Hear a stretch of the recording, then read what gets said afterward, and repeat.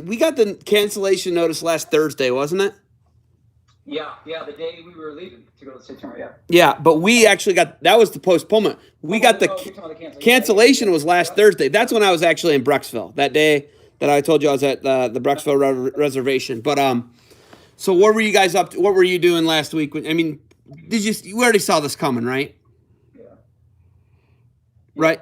I mean, what do you say to your guys? You know, for 3 weeks, what do you say to your guys? Zeb, it was weird. I think the day we were leaving for the state tournament and we got the notice that it was postponed, probably the toughest day in coaching for me. I don't know. It's a weird feeling to have a group of kids sitting in front of you, looking at you for an answer and not knowing what to tell them. It was a tough day, to say the least, for probably coaches all over Ohio. Fast forward to the actual cancellation that happened last week. I think we all knew it was coming. But for some reason, when we got the official email, it still gave you this like eerie pit in your stomach, like it was just official, and just texting with the kids and just letting them know that it had officially been canceled. I don't know, it was sort of like reliving it all over again. I mean, like you're saying, I think we all knew this was what was coming, and then we keep getting handed down more and more information. Now they pushed school back another month because it was supposed to be Monday, April 6th was when we were supposed to go back. I don't know about Brecksville. When was Brecksville supposed to go back? Same, yeah, April 6th. Yeah, so we're on spring break. We were on spring break last week, and then this week was supposed to be the week we were. No, this is, dude. I can't even. Honestly, I can't even keep track of it. Like, I'm not even like. No, we were supposed to go back Monday. That's what it was. April 6th. I can't even keep track of it because it's so wild. It's like that movie with Bill Murray, Groundhog's Day. I keep seeing the memes everywhere, right? It's like literally, you wake up. Yeah, and you have 3 daughters, don't you? I do, yeah. So, like, what's that like around the house? Like, what are you doing all day? My kids have been amazing. In a silver lining kind of way, it's been really cool to spend that time with them. I mean, you go through the season, and you're so busy. You go to school, you go to practice, you're getting home late. You got a meeting, you're getting ready for the Brecksville holiday tournament, whatever the case may be. But there's days that I get home and they're in bed and I didn't get to see them, So I think one of the cool things, I guess, is that time that I've been able to spend with them. And they've done a great job. They get up in the morning, they sleep in, but they get up, they eat, they do their schoolwork. They're all gymnasts, and the younger 2 play soccer, whatever. And they do their workout. Gym World's been great about sending out workouts for them, and they do that. And then I guess they do what teenagers do, and they sit on their phones and talk to their friends. How old are your girls? So I have an 8th grader, a 6th grader, and a 2nd grader. Oh man, you are right in the war zone right now of like pre-adolescence, adolescence. Oh man. I'm gonna have my oldest in class next year, so that'll be pretty cool. Really? Yeah. Oh, because she'll be a freshman, and what are you, high school PE? Health. I teach health. Okay, you're not PE, you're health. Okay. You've been PE before, haven't you? Or you've always been been health? Yeah, I taught middle school phys ed for about 11 years at Brecksville, and then they moved me to the high school to do health because the previous health teacher left. And I've been up there for about, 8 years, 9 years. How many years are you into like STRS? 20? 19 at Brecksville, 21 total, but my first 2 were at Lake Catholic, so I didn't buy those years back. So you got to go, you and I are basically like the same almost. Wow. That's crazy. So, and the longer you wait on the retirement years, the more expensive they get to buy those 2 years back, right? I don't know if there's ever a good time to buy them. When you're young, you don't have the money. As you get older, you got kids, and you're thinking about their college. It's just, I don't know, it's a lose-lose. Okay, so I've talked to Clay Wanger. I talked to Bernie, Coach Burnett, Wadsworth, Elyria. I don't know who I'm going to get to talk to from St. Edward. Probably Gus, if I can get a chance to talk to Gus. But, we were going to have one heck of a Division I state tournament this year. Division I and Division II were going to be 2 of the greatest state tournaments as far as parity this year that we were going to have. Obviously, it's not going to happen now, but did Brecksville qualify 8 or not? You guys qualified 8, didn't you? We had 9. You had 9, and so did Wadsworth. They had 9 as well, right? They had 10. So 9, 10. What'd Bernie have? 9 or 10? I think Elyria had 9. And then Ed said 12? 12, yeah. Yeah. So when you look at it, it was just going to be like, it was going to come down to the finals, actually, I think.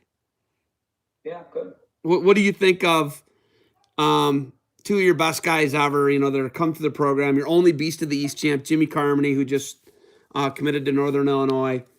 You don't get to see him go out as a senior. Ethan Hatcher, who's going to Cornell, we don't get to see him go out. What do you say to those guys, Todd? I mean, I don't know, Zeb. Like I said, probably for the first time in my career, like I was lost for words. I didn't have the answers for those guys, and that was really difficult. It's a shame. I think that when it all went down, when we met with them the day we were going to depart, I think the hard part there is we were probably a little selfish, meaning I don't know that we really understood the magnitude of this. And so you get to that point of the year and you got blinders on, and we're just worried about 9 guys in the state tournament and probably have no idea what's going on in the world around us. And so even, as things started to cancel, you started to get an idea. I think when we first had to talk to them, I don't know that we really understood it. And so I think there was a lot of like resentment and anger. And, I think fast forward to now, kind of understand why it happened, and wrestling is pretty cool, but there's bigger things in life than wrestling, and people are losing loved ones and stuff. So I don't know. I think Jimmy and Ethan are pretty neat kids, and I think they get it. They're really different kids. But I think they're both going to go on and wrestle Division I. They both had awesome careers. This I don't think will define them as a wrestler. It was just a tough pill to swallow for now. So you have Venadia as your 95, right? Yeah. And then I see the Purdue shirt. He's actually going to Purdue. He committed to Purdue, right? Yeah, I wish I could say I did that on purpose, but I didn't. So you got him, and then you have Vic Voinovich, who's state champ as a freshman, third last year as a sophomore. He's not going to get a chance to win his second state title, here as a junior. That guy's still on the board. He's one of the best guys out there still on the board. Yeah, I mean, I think one of the things, I don't know if irritates the right thing, but I hear people say like, man, I really feel for this kid or that kid. I think it just affects everybody differently. You can look at Ethan Hatcher, who never gets a chance to win a title, or Jimmy Carmody, who never gets a chance to win a title. But for Victor, I don't know how it would have happened or not happened, so I don't want to come off arrogant, but he doesn't get a chance to be a 3-timer. He doesn't get a chance to have his picture in the tunnel as people walk through the state tournament. And for kids, that's a big deal. For Pito Castro, who's our 6-pounder, we think was pretty tough. He doesn't have that opportunity. For Caden Jett, a freshman, who doesn't have a chance to be whatever, right? A 4-time champ, a 4-time finalist, a 4-time place winner. He just doesn't get the opportunity to compete, period, which is, I think, huge for kids' development in the sport. You get down there and you compete down there as a freshman or a sophomore.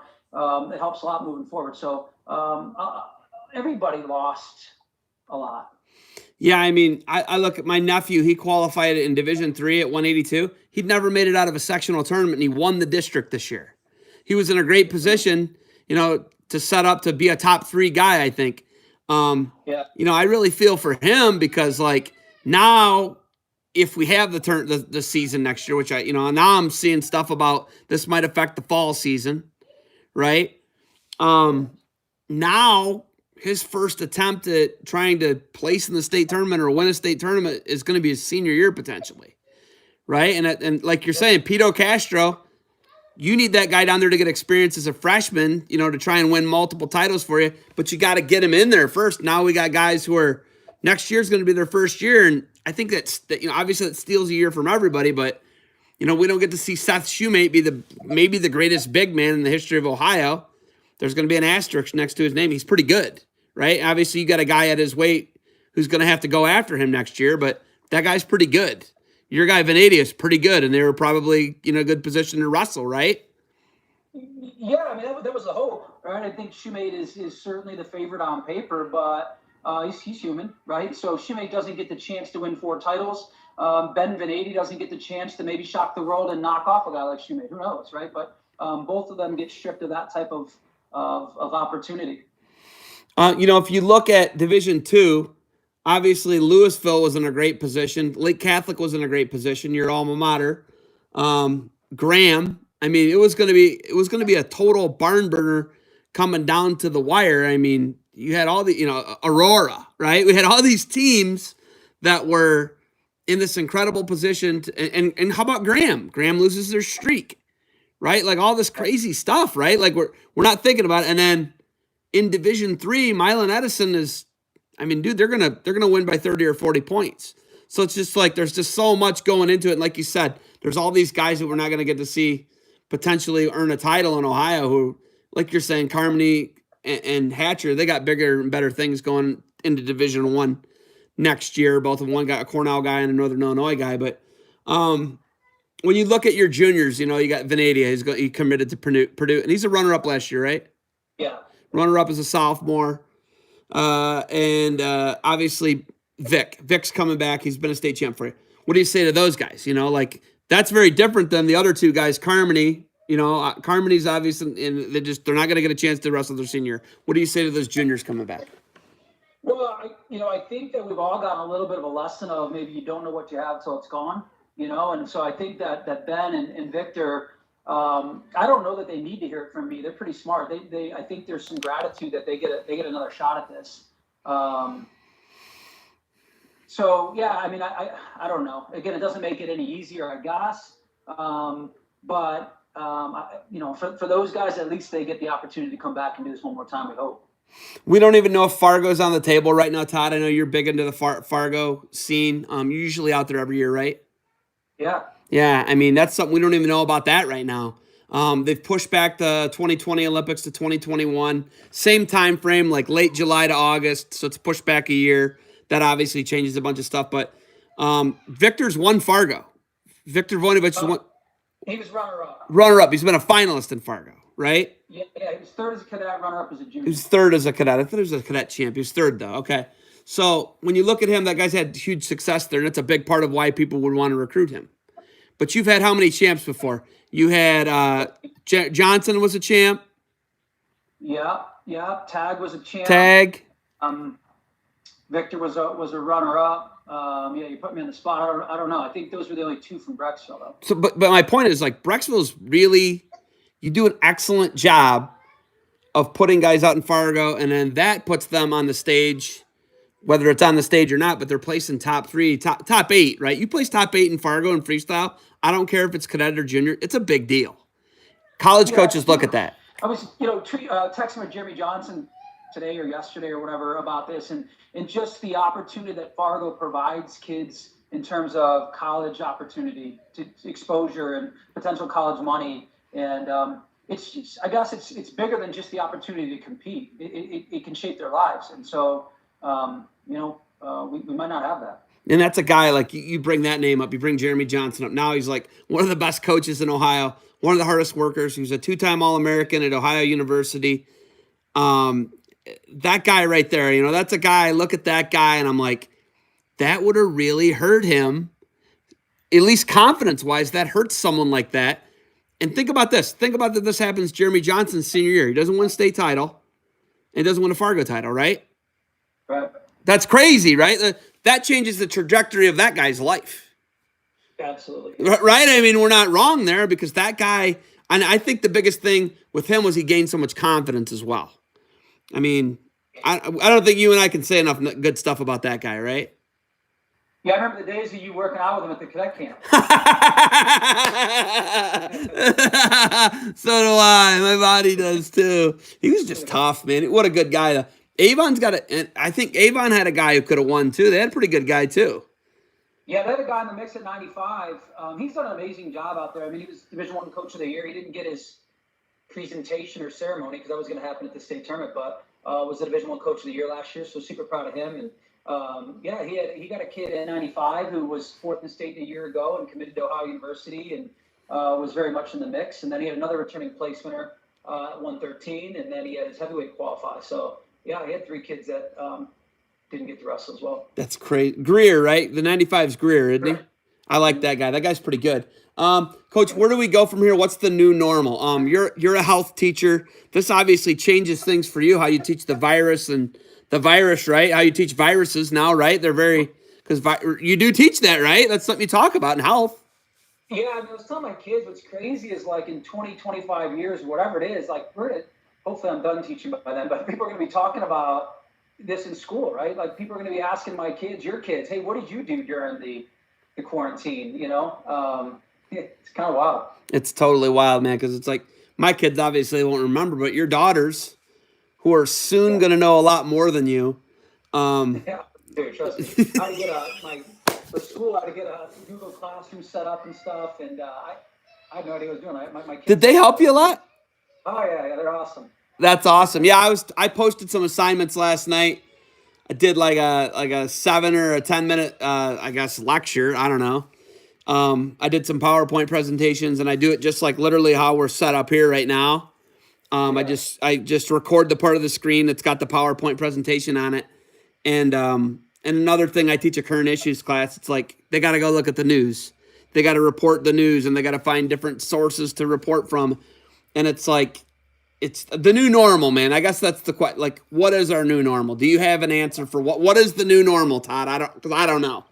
Man, Zeb, I don't know. It's such uncharted waters. I felt like when we were on lockdown till that, April 6th date, it was like, okay, we were all in a little bit of depression about losing the state tournament. But then it was kind of like, these guys to get off the mat for a little bit is probably a good thing. That was a 3-week deal. To find out yesterday or today that we're locked down for another month.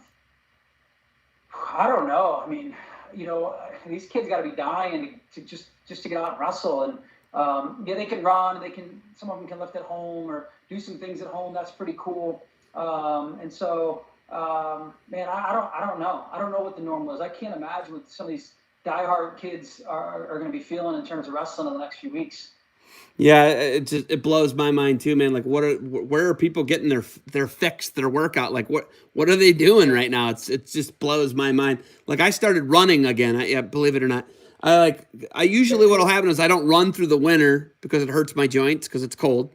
I've been getting at it. I'm up to 2 miles now, and it's just like, okay, I'm doing this. What are these complete psychopaths doing who got to have wrestling in a part of their life? And it's like, Vic Voinovich, that guy works out a lot. The dad works out a lot. Like they like to work out. Like, what are guys like that doing? You know what I mean? The Burnetts, they're nuts, right? Like, I know Eric told me he jumped rope. You're going to love this. I watched it. Yeah, he's like, I jumped rope, but I got a really good playlist. So I was only going to go 25 minutes, so I went 38 minutes instead. I'm like, dude, you're 50. What are you doing? You're 50. You're jumping rope for 38 minutes. What are you doing, you maniac? He's a total freak, and they're just mutants. I can't imagine what his brother's doing with his kid, Gray. I mean, the whole thing it blows my mind. You guys got a really cool area over there, man, with that Brecksville reservation. Like I said, you and I are talking off camera. It runs into the Cuyahoga Valley National Park. You should go spelunking or something. I mean, you really can't in the cave, but Deer Lick Cave is right there. How far do you live from Deer Lick Cave? Do you even know? I don't know, but we're minutes from the Metro Parks. I was talking off camera. We had the kids out there yesterday, just walking. Yeah, it's pretty cool. The red trail is the trail we took. It's a red trail. You start and you can do like a 4-mile loop. My kids made it. My 2-year-old made it 3.4 miles, and then we had to carry him the last mile. And then my son Ferd made it. He's 4. He made it 4.4. So, and it's just cool. It's a lot of, going through the valley up and down and big fallen trees. They're balancing, doing all types of crazy stuff. And the goal is obviously to wear them out. But, there's just so much to do there's a lot to do around here. I feel bad for the people in Northwest Ohio where it's just like flat and there's not anything to do and it's just windy all day. I'm like, what are those people doing, man? What are those guys doing? On Twitter today, I saw T.R. Foley. You know what T.R. Foley is? Yeah. T.R. Foley actually had COVID-19 is what he stated in his tweet. And then he left and took his daughter with him. He has a baby daughter, and they went to, like, I want to say Chesapeake Bay area, but like now he's recovering, right? I'm telling you, that's what his tweet said. It was like a 4-section tweet, but like this is affecting people, right? But someone like you gets it, Todd, you're probably going to be okay.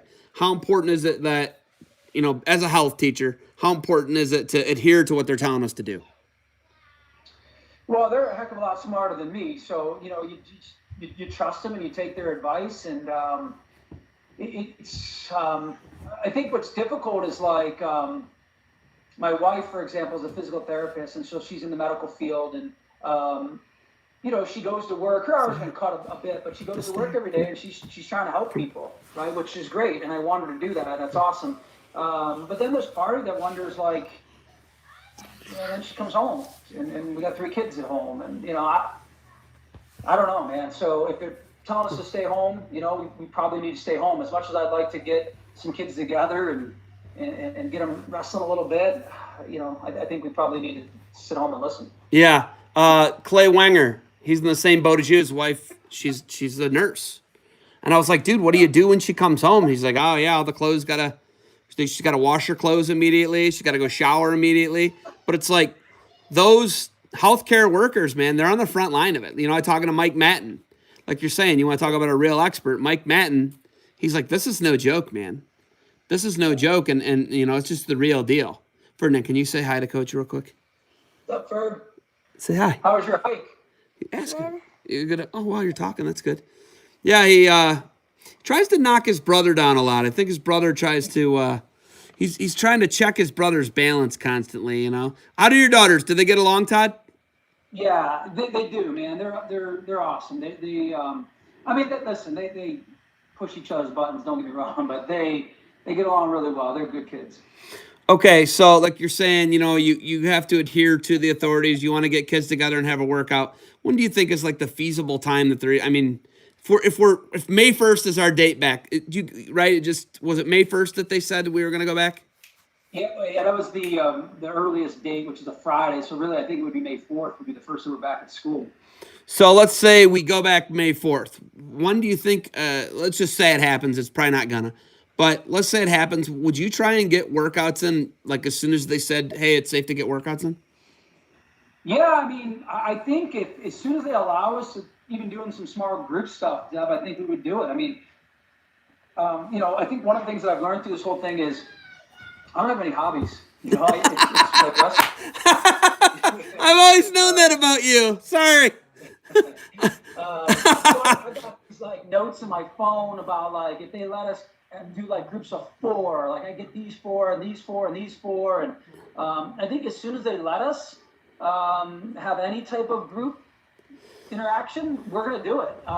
Not because I think wrestling's the end all be all. I just think it's important to these kids mentally and socially and physically. So as soon as we're allowed to, we're gonna do it. Terval Delagnev was talking about the mental health aspect of this. There's people that's a big part of this, man. There's guys that are going to be, they're hurting, man. And they're not going to ever get answers as to why they couldn't wrestle their senior year. But how important is that mental health aspect to you and getting kids back socialized and getting them back into a normal routine, Todd? I think it's huge. I think, coaches all preach it, but this is like family to them. They're teammates, and we had a group this year that got along so good. It was a blast. And so I think it's important that, I think routine's really important. And I think they all have this void that they, are experiencing because they're not able to kind of get out there and do what they love to do. Did your wife point it out to you, or who pointed it out to you, or how'd you figure out you have no hobbies? I don't know. It's pretty obvious, I think. I don't, Deb, I don't golf. I don't drink. I don't gamble. I don't know what else. I don't fish. I don't hunt. It's literally be a dad, be a teacher, and wrestling. That's it. Dude, it blows my mind. That's what it took for you to figure out I don't have any hobbies. I love it. Yeah, because I'm like, oh man, Rexford Reservation, that place is the best. You got to go there more often. And you're like, oh yeah, we took them there the other day. I just don't get there much, and it's 5 minutes from your house. I love it. Yeah. You got some really cool rivalries in Ohio. What's it like being so close to Eric Burnett and having a rivalry with Elyria? It's cool. Our I'll use your word rivalry with Elyria is probably different than our rivalry, if you will, with Wadsworth or Massillon Perry or Eds. From a standpoint that, and maybe a lot of people don't know this, us and Elyria work out together a ton. In the off season, we train together an awful lot.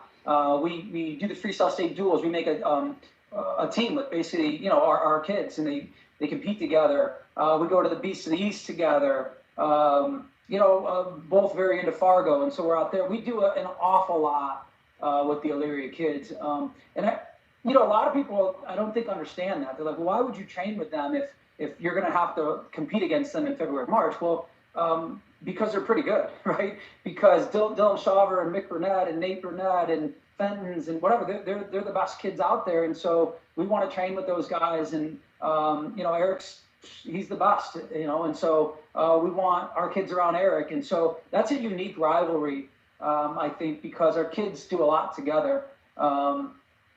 Where like the Wadsworth one, I think our kids, a lot of them are friends, from the Fargo stuff and whatnot, but we don't train with them the same way, and so totally different. When we were kind of building our program, Eric was probably a couple years ahead of me in terms of being a head coach. I mean, he took Illyria from, some not so good times to being pretty awesome. For us, I think that like the Wadsworths and the Massillon Perrys of the world were the exemplars for us. I got a ton of respect for John Gramuglia and Dave Riggs, and what they did at those schools for the duration was incredible. They weren't just good for a couple of years. I mean, we're talking like 20 years. They were in the top 3, the top 5. I mean, when was the last time Wadsworth wasn't in the top 10 at the end of the state tournament? So kind of different. Yeah, I'd say that we have a rivalry with Illyria because the programs are both doing pretty well. But it's different. Coach Heffernan said that that's the thing he's most proud of. When I talked to him after they won the state duels, he's like, that's the thing I'm most proud of about St. Edward's. And you guys are starting to turn that over where you're having, like I said, you've had multiple champions in Fargo. You haven't had multiple All-Americans yet in Division I wrestling. You've had Jeremy Johnson, right? So but that's coming. If you're asking me, I think that's coming. But, you look at it, and I come from Oak Harbor where they've had multiple Division I All-Americans, an NCAA D2 champ. So, I come from a good program. You come from Lake Catholic. That's a great program, right? They've had multiple Division I All-Americans. So it's a place where like the good programs. How do you get a program like that? How do you try? I know you guys are all trying to emulate what they're doing at St. Ed's. How do you have the sustainability? How did John Gramuglia? What's the blueprint for Todd Haverdill to be like Dave Riggs, John Gramuglia, Greg Urbis? How do you get to that? What Eric's done at Illyria?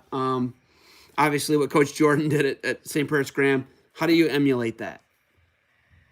I don't know if there is a blueprint, but I think if you look at the schools that you just mentioned and you look for common denominators, one of the big ones is they wrestle in the off season, right? I mean, when we were trying to build, the kids from Eds were on the Fargo team and they were having success out there. And Wadsworth kids were wrestling freestyle, and the Massillon Perry kids were wrestling freestyle. And Graham didn't have as many, but they were wrestling all summer because of the camps, right? So those guys were training. I don't know if it's fair to say year round because you like multiple sport athletes, but man, they were putting an awful lot of time in the off season. So if anything, I think that's the biggest takeaway. Two of the best guys ever out of St. Ed's were Brecksville guys, right? If you look at Lang and you look at Bertine, right? They're Brecksville guys. Yeah. If it's a different era, maybe they don't go to Ed's, they come to Brecksville. I mean, have you ever thought about stuff like that where you can keep guys where you guys are?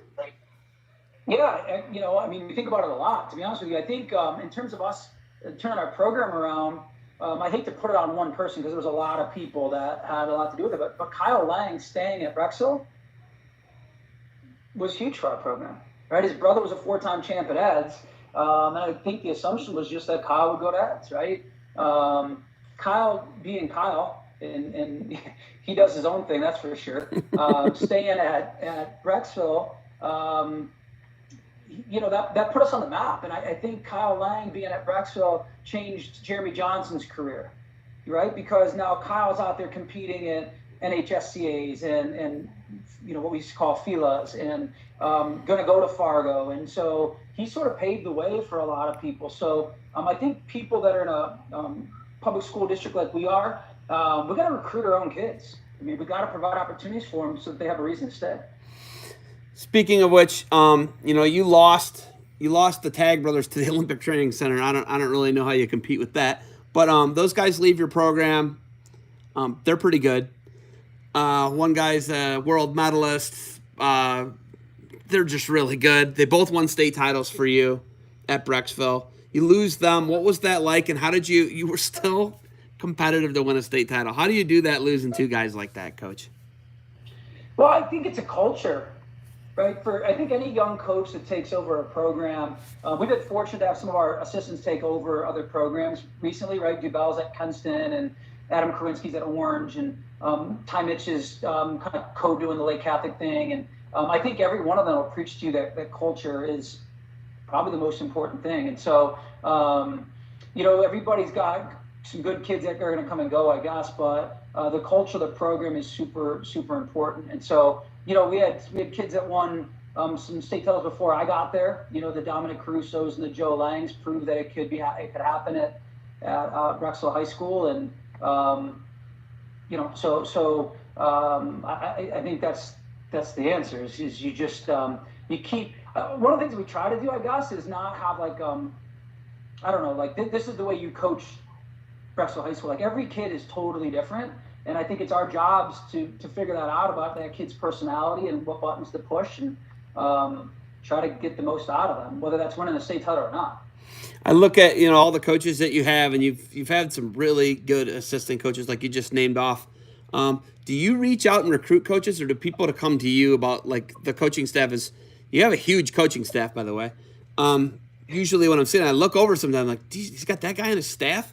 How does that work? And do you recruit or do people come after you? I try to keep relationships with people that have been close to our program. And so probably a little bit of both, probably more me annoying them to death until they say, okay, fine, I'll help.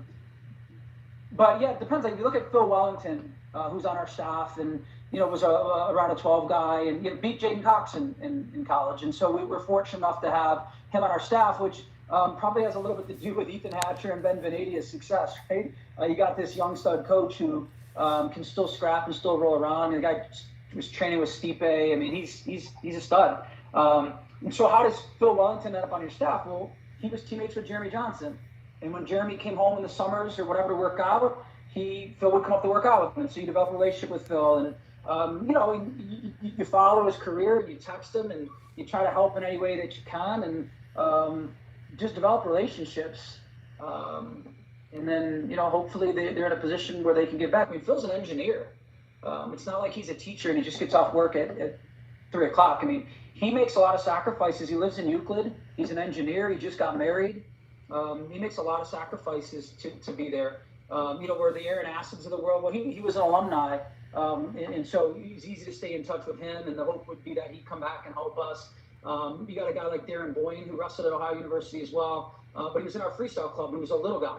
And just stayed in touch with him. Billy Vaughn was an alumni. Jimmy Capel, his family and mine grew up together. His brother Nick and I mean, we did everything together. Brian Frito and Nick Capel and myself, we were roommates in college. And so I think it's just staying in touch with people and communicate and develop relationships, and hopefully they're willing to get back to the sport. What's next for you, and how many days a week do you have to post on your Google Classroom that you're just getting and figuring out? I'm really OCD. You probably already know that. That's no surprise. But so I didn't have a Google Classroom, but by the time I left school that day, I think I had every assignment posted through this April 6th. So now, getting the word that we got today, I got to sit down with my kids and figure out how to post the next wave of assignments. So my 8-year-old was just asking me if she could help me with my Google Classroom. So I guess that's next. Okay. Do you have like a big house where are they all spread out, or do they hang out with each other? Both. They're at an age now where they go to their rooms a lot, not because they're in trouble. Maybe they're just sick of dad. I don't know, but they get up and they eat their breakfast and they go do their school. I see them when they want to eat, basically, or they need something. They need some help or whatever. But they typically hang out in their rooms and do their schoolwork, and they've been working out every day. Like I said, they're gymnasts, and so they kind of do that together, which is pretty cool. How is my man Scott Dietrey?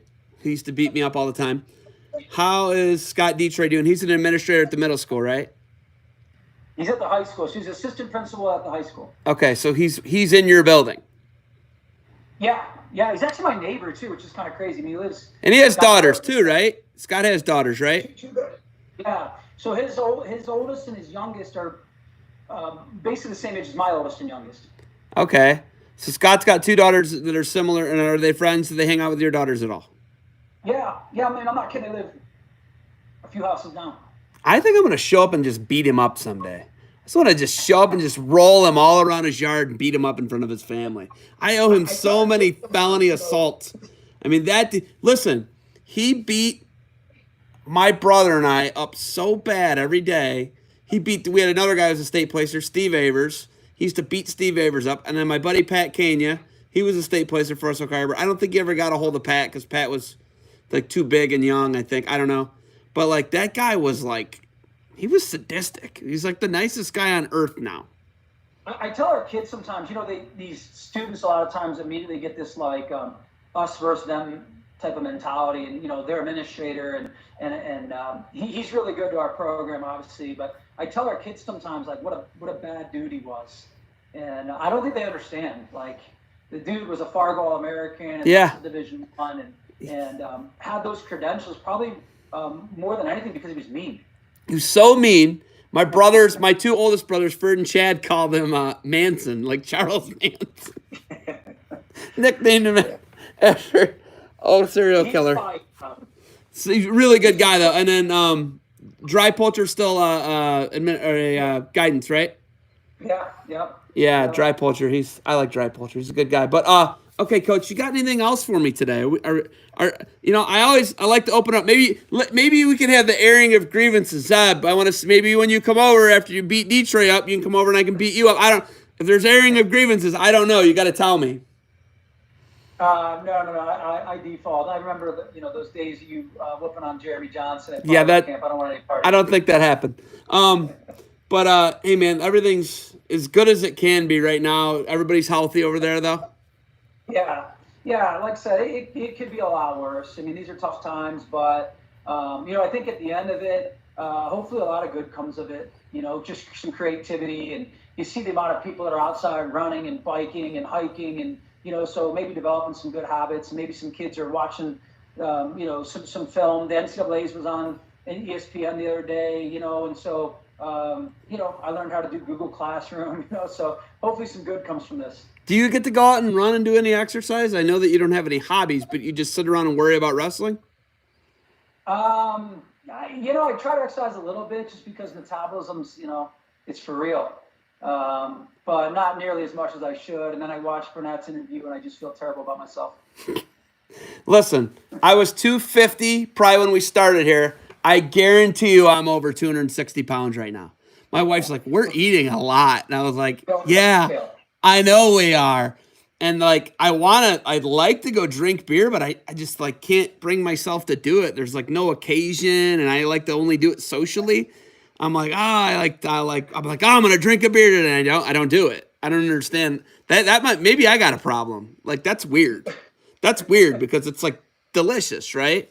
I don't understand it, Coach Haverdill. But, like coming from a guy like you who's never drank beers, I'm sure you don't know. I never had a sip. It's never had a sip. That's so crazy. Dude, you've never done like anything. Have you ever even been did you go to the 2015 Worlds?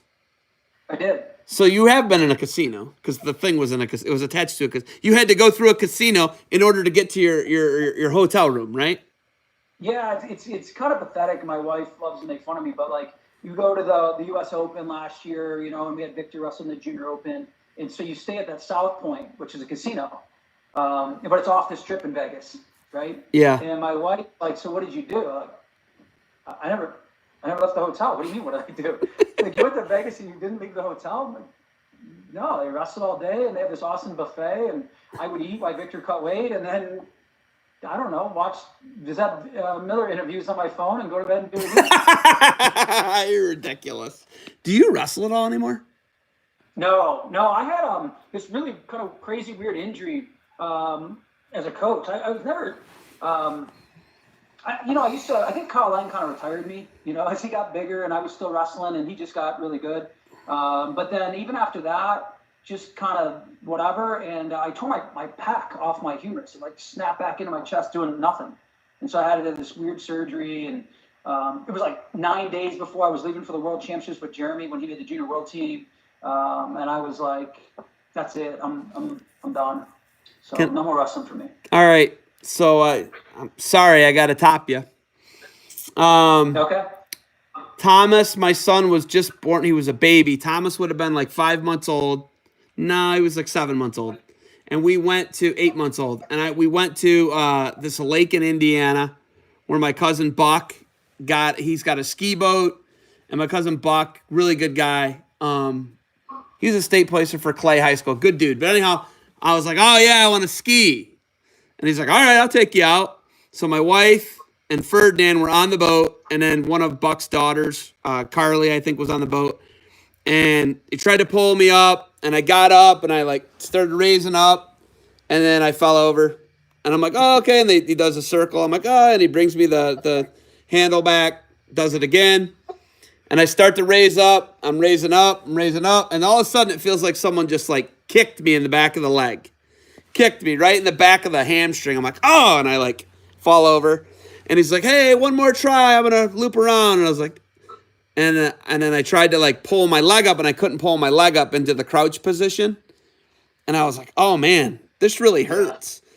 So I like complained about it for like a couple days and I like told my wife and everybody's making fun of me. They're like, oh, maybe you need to lose some weight. Yeah, maybe you could ski if you could. Why couldn't you get up? So I remember I crawled on the boat and I like had to hand them back the skis and I crawled onto the boat and I couldn't get in a position where I was like I couldn't even sit comfortably. So I complained to my wife for like 3 or 4 days and finally my leg's on fire. And I'm like, my leg really hurts. And she's like, listen, that's enough. Enough with the leg thing. I'm done hearing about the leg thing. She's like, that's it. I pull my leg up. I pull my pant leg up from the back of my knee all the way up to my butt was black. Yeah. I tore it off the bone. I tore my hamstring off, like wherever it attached, I tore it off. I didn't have to have it reattached, but I'm old. So we have, I guess we can let the cat out of the bag now. So Ben Benadia tore his hamstring this year. Oh, did he? Yeah, and it was a nightmare. Was never right again, you know, and people that paid attention probably noticed that he didn't compete much towards the end of the year. When did he tear it? When did he tear it? Oh, it was like before the D, so right after the Brexel tournament. So he was good through December. He had a great Ironman and Beast in Brexel tournament, and then tore at practice before the D. So right in that time, early January, and just never. I mean, you know, he was probably off the mat on crutches for like 3 weeks, and then would get him back in the room and do a little bit, thought he was close, and then just would turn the wrong way, and we'd take 2 steps backwards. Yeah, it's no joke. Yeah, I mean, we never really got him back training. I mean, we had this big brace on there just for some compression, whatever. But yeah, he tore it right behind his knee. And so, you know, I don't know, talking about the silver lining stuff, for Ben, it's going to allow his hamstring to heal. So, Jeez, Pete, that's crazy. And the biggest thing is, like, you're trying to figure out what's wrong with, you know, and everybody else is trying to feel out what's wrong with him, right? How did he do at his sectional district, Todd? Did he win? He won the sectional. He was runner-up in the district. Did he wrestle in the district final? Yeah, he did. He had a lead, and I think the, you know, credit to Liz from Wadsworth, he, you know, got a late takedown and put an overtime and took him down. You know, I think for Ben, just not being able to train, that kid, his style really predicates on his conditioning. You know, he's a monster. But when you're not training, man, it's difficult. So never complained. You know, he never made an excuse, never complained, and I don't mean it that way. I mean, just again trying to find some silver lining from this quarantine and being off the mat. You know, maybe some guys like him get to heal up. You know, you look at the Olympics getting postponed. You know, how about some guys that maybe were dinged up and weren't maybe going to be ready for the trials that now will be? Pretty interesting, right? What's going on with college, and can he get an Olympic year next year? Yeah. You know? No, yeah, I could only, I mean, like a Yanni could get 2 Olympic years. That's crazy, right? Like, that's crazy. Like Micic, 2 Olympic years. I mean, 2 Olympic years. Like the list goes on, right? It's just wild to think about it. And how about those seniors this year? Like you said, it's just like we have a list of hundreds. I could be wrong on that, but I thought Stefan took one at Northwestern. I think Stefan can get another one, dude. Yeah. And then they talk about letting the seniors come back, which at first I was like, yeah, you got to give them a year back, the college guys. They right? they did 95% of the year, man. They did 95% of the season. I mean. Well, just the math of scholarships and the 9.9s, and how about that guy who was going to be this was his time. He was a senior, but then you let these seniors come back, and then that guy doesn't get his chance. And it trickles way down. It goes all the way down to current freshmen. Do you realize that? Because it changes how they recruit then. Right. Yeah. It's a nightmare. Nightmare, dude. So, all right. Are we good? Do you got anything else for me? No, I'm good. Just text me the places to hike in Brecksville, and that's it. I'm gonna shoot. There's a video of it. You can just you can walk there with your daughters. You get a hobby. Maybe the silver lining here is you're gonna get a hobby. Yeah. I'm gonna hike like Zeb Miller. I mean, dude, I'm hiking with a 2 and a 4-year-old. Come on, it can't be that intense. So, all right. Hey, stick around real quick. Don't hang up. I'm gonna cut this video real quick. Thanks for the time, Coach. All right, just wait for me. Yeah, thanks.